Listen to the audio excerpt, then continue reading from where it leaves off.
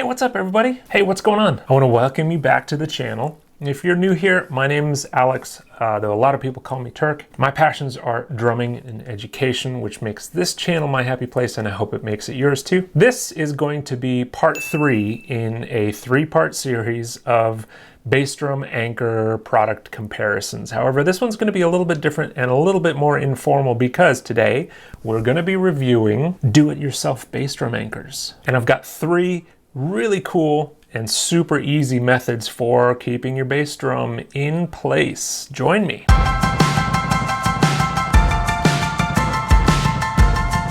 So if you're new to the channel, go ahead and like and subscribe to keep up to date with all the new content that I'm going to be releasing on a regular basis. And leave a comment down below because I would love your feedback on this topic specifically, which is do-it-yourself bass drum anchors. Now, we've all seen the kind of block of wood type of approaches to bass drum anchors, and sure, you can totally nail a block of wood onto the drum riser. But it's probably not going to be the best solution for you. So I do have 3 options for you today that I want to present to you, in their full glory. Now, if you missed my previous 2 videos where I talk about both hard surface and carpeted anchors, go ahead and hit the timeout button here and click on the link above to see the first in the 3-part series, after which you can watch the second and then come back to this one if you want. If you don't feel like doing that and you really just want to get your DIY on, stay right here.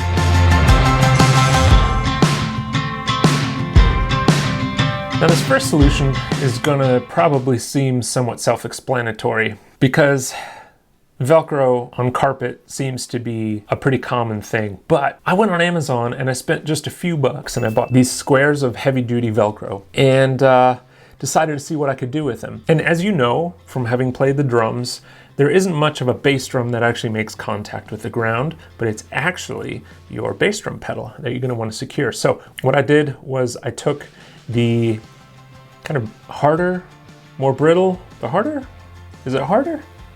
I don't know, the more brittle side of the Velcro, not the soft side of the Velcro, and I put that on the underside of the pedal. It's an adhesive, so you just peel and stick, and put it on the bottom side of the pedal, put it on my drum carpet, and lo and behold, the adhesion was beautiful. It's going to depend widely on the type of bass drum pedal you have. Unfortunately, the one that I tried it with doesn't have a solid plate on the bottom like a lot of higher end pedals do. So the results could be mixed depending on what you're working with. But it literally only cost me a couple bucks and it was worth a try.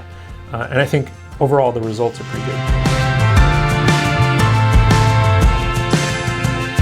Now, that's all well and good on carpet, but what about hard surface? In fact, if you have kind of the harder side of the Velcro taped to the bottom of your pedal, it's probably going to help things move along on hard surfaces instead of keeping them in place. And so the other thing I did was, again, I went to Amazon and I bought some strips of neoprene, and then I also bought some double-sided tape. It's a 3M product. It's double-sided. You remove both sides, stick one end to the neoprene and the other end to the bass drum pedal. Now, what's cool about this is you can kind of choose your own adventure, if you will. You can do some of the Velcro so that if you're playing on carpet, it keeps it in place, or you can do some of the neoprene as well, so that if you're playing on a hard surface, you've got the neoprene, but the neoprene did a really good job of keeping the pedal itself in place. If you're a super hard hitter though, you're probably not going to be happy on hard surfaces with this particular scenario, and you might have to go with one of the anchor products that I talked about in the previous 2 videos. So far we talked about Velcro and we talked about neoprene. This third solution is probably my favorite,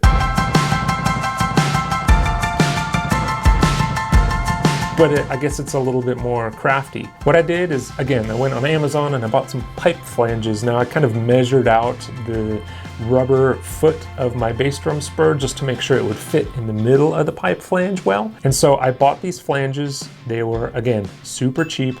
And then went to Home Depot and bought a couple of machine screws. The intent being that you can affix the pipe flange to your drum rug, and no matter where you go and roll out your drum rug, you'll have those pipe flanges already attached to your drum rug and really have your bass drum placement already set for you. The steps involved are super simple. First thing is I put my bass drum where I wanted it. I put my pipe flange underneath the spurs, removed the bass drum, and kind of measured, where the pipe flange was going to be. Then I took a drill bit and literally drilled a hole in the drum rug where I wanted that flange to be. Now, you could do all 3 holes if you want to, but if you want something a little less permanent, what I did is I positioned one of the 3 holes behind the bass drum spur when you're looking at the front of the bass drum, so that the forward potential motion of the drum would keep that screw kind of behind the spur. And so I just put 1 hole in the drum rug, put my machine screw through it, put a nut on the end, and that is perfectly sufficient to keep your pipe flanges in place. The beauty about this solution is it's inexpensive, it's relatively unobtrusive, and it just works quite well.